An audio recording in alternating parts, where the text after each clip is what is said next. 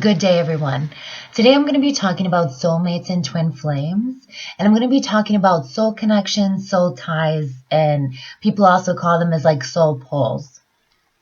So just to give you a little background and a little summary on what soulmates are, depending on your beliefs, we live many lifetimes. They're all going on. They're called parallel lifetimes, so they're all going on at the same time. So anytime that we connect with another soul, we're building like a relationship with their soul, that's a soulmate.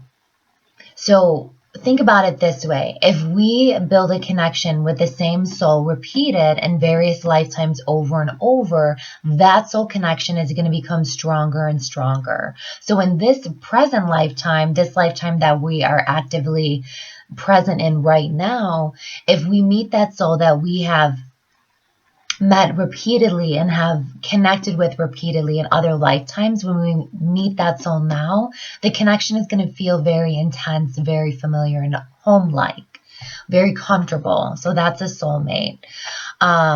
Twin flame. Now, the story behind the twin flame is this is one soul. So this is the male energetic portion of the soul, and this is the female portion of the soul. So supposedly what happens with a twin flame is the soul breaks away and the male part goes off and journeys many lifetimes with the intention of becoming wiser, evolving, and mastering himself. Then the female version does the same thing. Now, at different parts during their journey, they have like moments of reconnection, whether it's successful or not. For example, a lot of people think like twin flame is our perfect match. So a lot of people, spiritual people that have that awareness, are seeking that twin flame. Like they know soulmate. They understand that now that we have so many soulmates, and more so that can be our best friend, our mother, our sibling, like I said before. And of course, lovers too. They're great people to connect with romantically, but a lot of people are seeking that twin flame now. So, for example, when the twin flame comes back together, I'm just going to give like a scenario.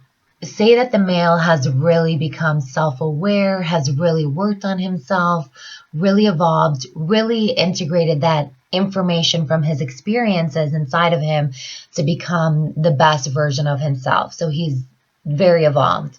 Well, if the female version is not so evolved, meaning like maybe she's living more from her ego, she's dabbling in victim energy, she's just not living from her highest self at this point in her journey. So if they come together, unless there's a shift with her where she rises up connecting with, his energy, gets on board, most likely that connection is going to be very explosive. The ending is going to be very explosive. It's not the right time. So for twin flames to really be successful, they have to come back in that same evolved energy or have the willingness to grow and evolve. And usually that comes hand in hand. So to talk about soul connections, I teach craniosacral, and the craniosacral workshops are very intense. It's almost like going on a retreat. So you're in a sacred space for 8 hours a day for 4 days. Yes, you're learning craniosacral, but you're going deep into your own emotional process, maybe reliving some past traumas and experiences and whatnot, but you're in a sacred space, a womb space. Now, sometimes what happens is when you go to like a spiritual retreat or you're connecting with a spiritual group, a lot of souls are connected to that and are basically like on the same frequency and vibration, meaning you have probably traveled with these souls and connected with them in other lifetimes. So there's a lot of confusion when someone feels a soul connection.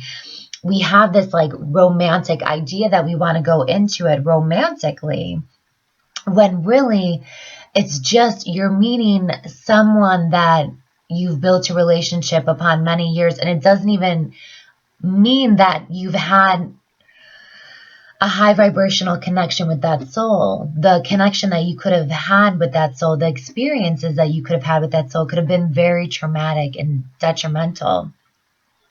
So what I'm trying to come across and get across in this video is that with soul connection, slow down and just observe them and just feel them and honor them versus fantasizing about them and creating an illusion that this is your perfect mate or that you have to take this journey with this person. Just always stay connected to yourself and enjoy the experience. Namaste.